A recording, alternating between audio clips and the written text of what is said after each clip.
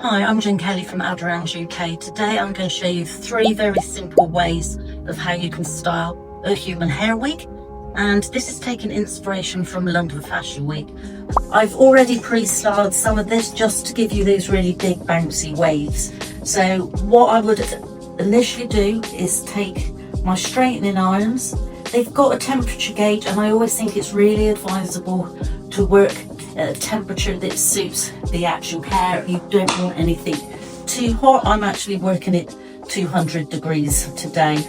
So just by putting a small curl into it, I would then go around the actual head and actually pin the actual curl up.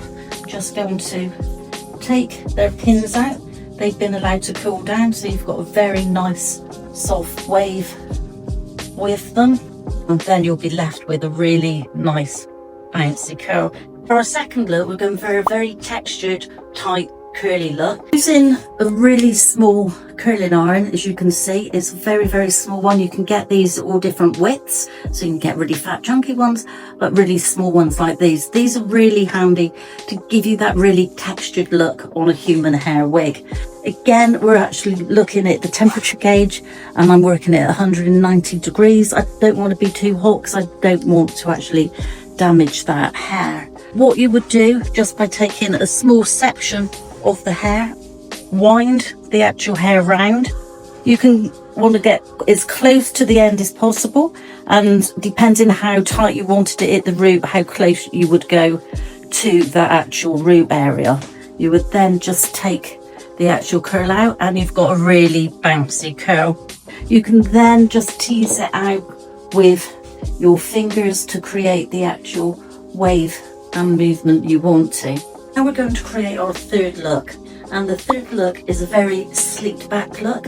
I've actually washed it and I've left the hair quite damp.